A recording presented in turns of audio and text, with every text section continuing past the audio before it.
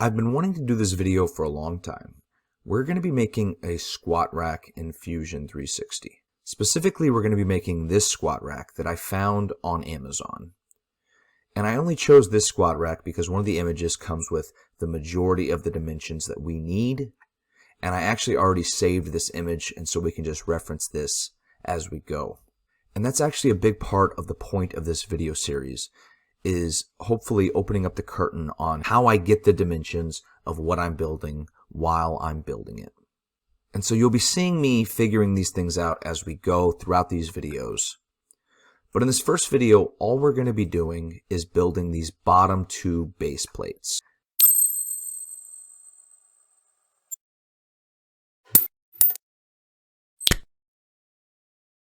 And so let's start with a new design. And actually, before we do anything, let's go over here to our account to Preferences and go down to Design and make sure you have Auto Project Edges on References checked. Be sure to hit Apply. This will help out a lot throughout this lesson. And we'll create a new sketch on the front face. And let's start with a rectangle off to the left side. Now, this rectangle is going to be this square shape right here. And if we look, we can see that the frame in general is 2.5 inches squared. And so if we go back, we can give this a dimension of 2.5 inches and 2.5 inches. Now, I drew it off to the left for a very good reason. I want these two pieces to be around the origin. I want the origin centered in between them.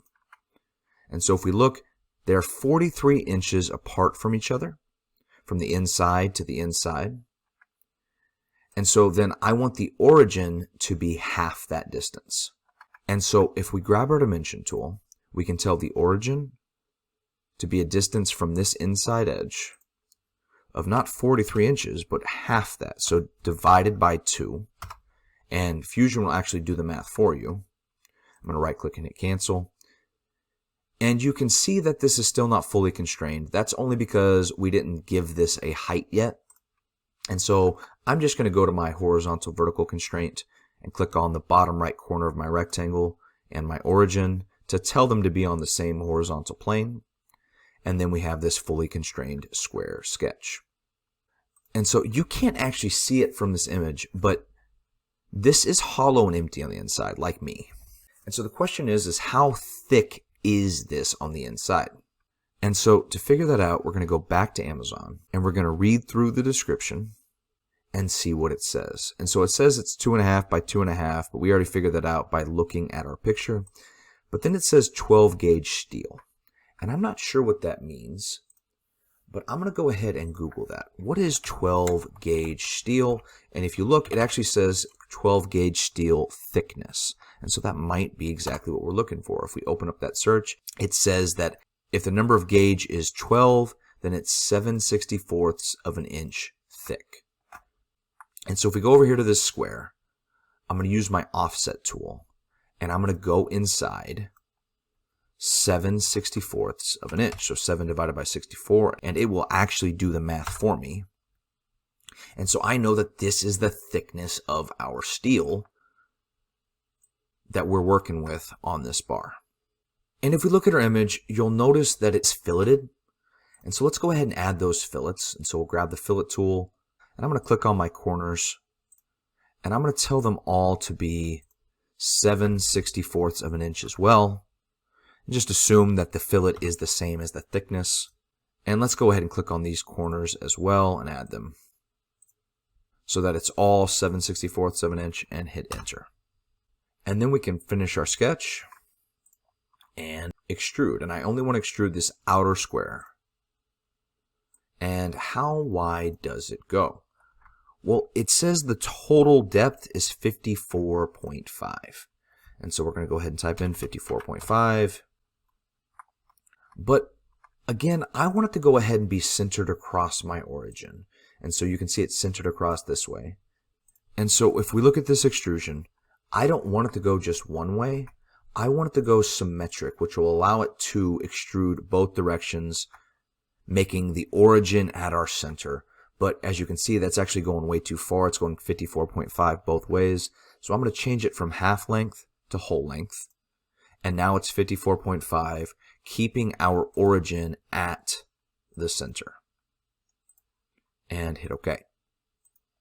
And so now we have the beginning of our piece. And the next thing I want to add is these two pieces coming off here. And so I'm going to start a new sketch on top of this face. And I'm going to grab my rectangle tool. But before I do, I think I need to point something out to you. If you look at these two pieces coming off, they serve a very important purpose. There's something for this to slide around. And so the reason why I point that out is this outside has to be a little bit thicker than the inside. And you can see it doesn't go the full length. And so how do I know that these two pieces exist if we can't see it in this image? Well, to figure that out, I actually Googled that as well. I went ahead and just typed in the name of our product. And what is the product? It's a Valor Fitness Power Rack. Okay, and so let's go ahead and just type that in. Valor Fitness Power Rack Assembly Instructions. And so I open this up, and I just want, there we go, I just want a Valor Fitness Owner's Manual. I just want that PDF. And if we look, there's actually a PDF that we can download that is the owner's manual for this product. And so I've actually already downloaded this thing. And you can see that it's not the exact same, but it's made by the same brand, and we can deduce a lot of information from it. And so let's use it to see what this thing looks like as an exploded view. And so you can see what these pieces look like. We have these two pieces extruded upwards. You can see how these side rails are going to have to slide around this piece to be able to fit in. And so if we grab a rectangle tool, I'm actually going to not go past these edges. I don't want to go over my fillet. I'm going to go on the inside of my rectangle and just go from inside to inside, making it a little bit smaller than 2.5 inches thick. And then to make it square, I'm just going to tell it to be equal across my perpendicular edges. And so now it's perfectly square, and I just need to figure out how far from the edge we want to go. And so if we look back at our image, it doesn't actually tell us how far away this is from the edge. And so I think I'm just going to go with 5 inches. I think that's a safe bet. And so from edge to edge, I'm going to tell it to be 5 inches away. But if we look back at our image, it does tell us how far away the inside edge is from the next inside edge. It's 32.5 inches.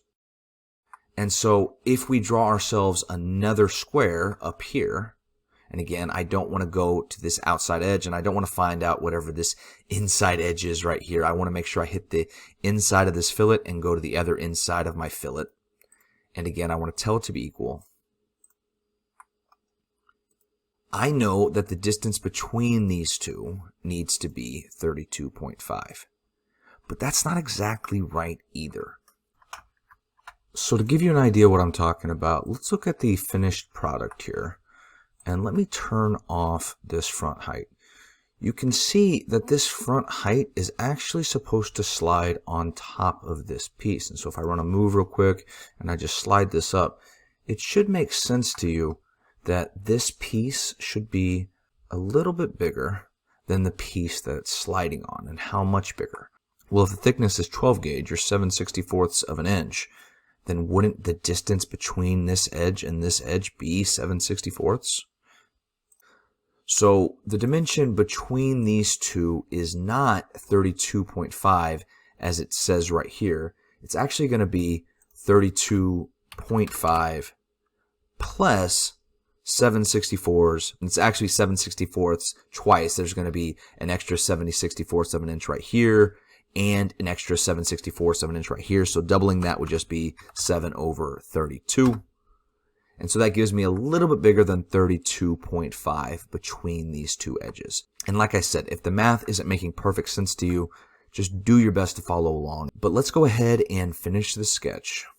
And we don't know how high these go. I'm just going to go ahead and extrude both of these, let's say 8 inches. That seems like it would be about right, comparing that to this length. And so hit OK. And so what's next? Well, we have to add some fillets to these and shell them out. So let's start with the fillets. Let's go ahead and select all 8 of these corners.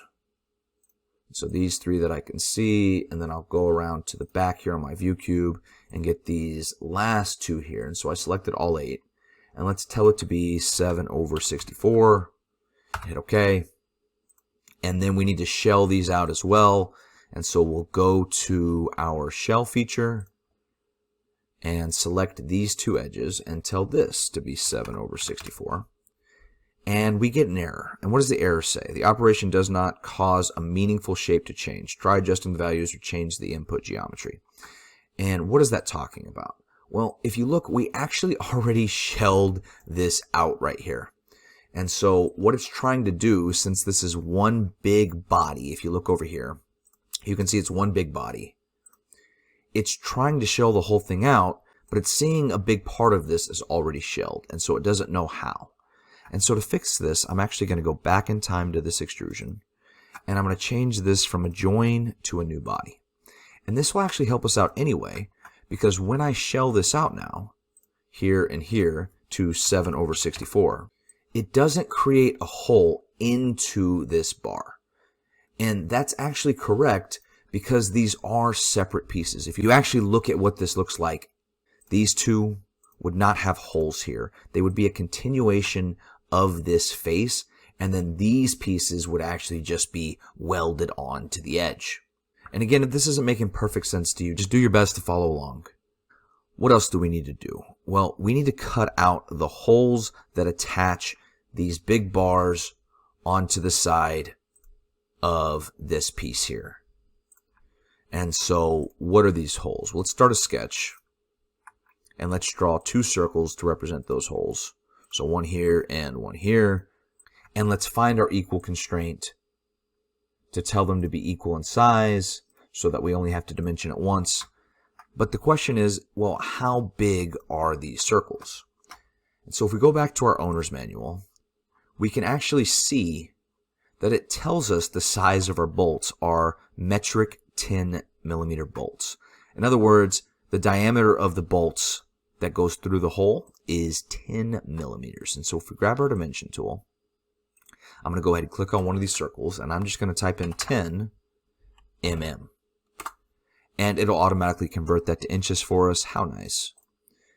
But then I want these centered, and so how do I get them centered? Well, what I'm going to do is go to Create, Point, and I'm going to go along this edge here and find the center. And right-click and hit OK, and go to my horizontal vertical constraint, and I'm going to select the center of this circle and that point, and the center of this circle and either this circle or this point. It doesn't really matter. Hit OK. And so now these are centered, and I can only move them up and down.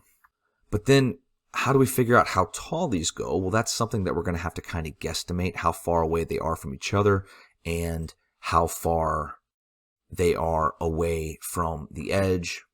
And so let's see here. If I go to dimension and I dimension this from the edge, let's try 1.5 inches.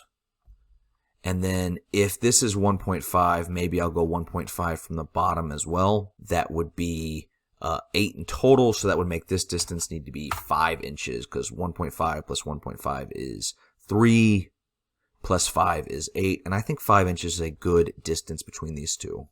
And then I actually want these holes the exact same over here, and so to do that real quick, let's actually grab our line tool, and I'll show you a little trick. We're going to turn on construction lines, and let's go from the corner of this piece to the same corner on the opposite side. Right click and hit OK, and then I'm going to grab my line tool again, and let's find the center of this construction line that we just created by hovering over. There it is, and just drag down. And it doesn't matter the dimension of this line because we're just going to use it as a mirror plane for ourselves. And so let's go back to Create and go down to Mirror, and the geometry I want to mirror are these 2 circles. So let's select these 2 circles and then go to Mirror Line and select this line, giving us the exact same circles over here. It looks like I got a dot instead of a circle, and so it looks like I selected the dot instead of the circle. That's fine. Go back to objects and select the circle as well, and if I want to soothe my OCD, I guess I can select that dot. So I selected 4 things, and then okay, now we can see it over there perfectly mirrored, and hit OK. And let's finish this sketch and extrude cut these holes for ourselves.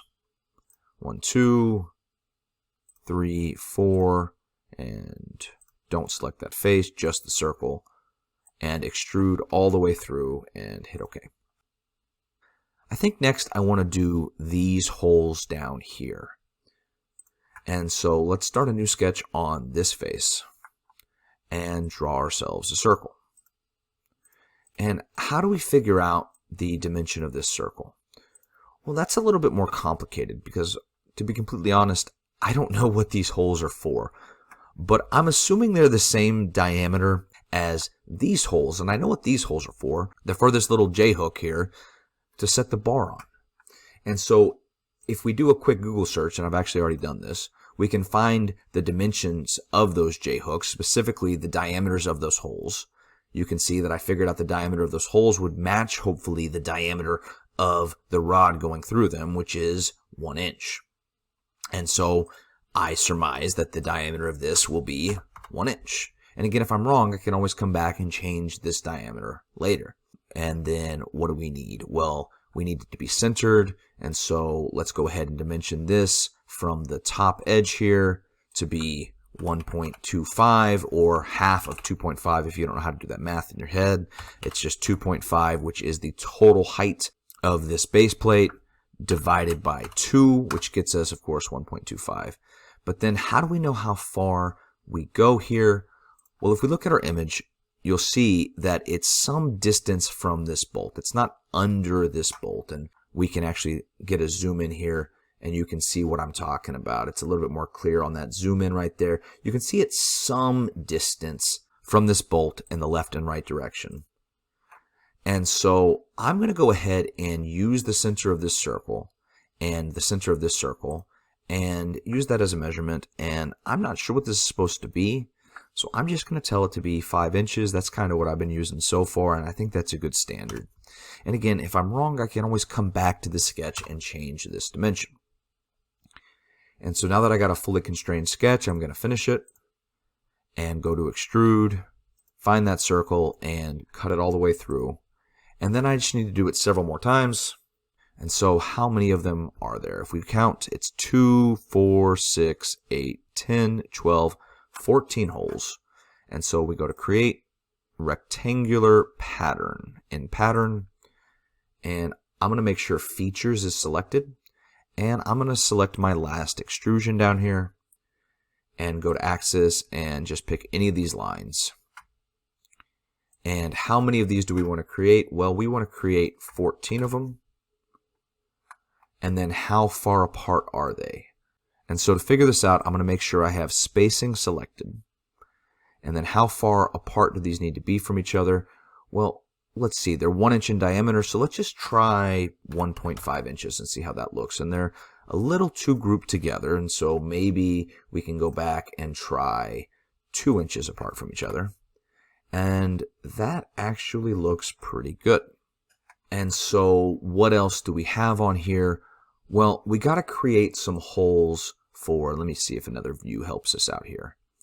We got to make some holes for this piece down here. You can see that this bottom piece here in the back actually has this sort of truss structure holding it together. And if you look closely, you can see that it has these bolts attaching it. But we actually have this completed, so we can look specifically for this piece back here. There has to be 2 bolts that holds it on. And so those are the holes that we're going to create right here.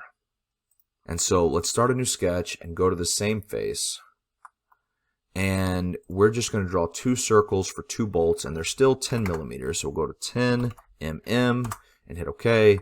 And then draw the exact same circle over here. And I'll just find my equal constraint and tell them both to be equal. And again, I want them to be horizontal with each other. but I also want it to be centered on my rack. And so I'll go to my dimension tool and go from the center of my circle to this edge and tell it to be 2.5 divided by 2, so it's halfway across. And so the question is, well, how far to the left does this go, and how far away is this? And so if we look at that top image again, you can see down there, and it's kind of hard to see, but if you look off to the right, you can see it doesn't exactly line up. It's just a little bit behind that bolt. And so let's see if we can't figure that out. We're going to go to dimension, and I'm going to tell it to be some distance from this circle in the horizontal direction. If it's too close, then it's going to give me some diagonal. So I'm going to make sure I move it to the right just a little bit before I use my dimension tool between these two circles.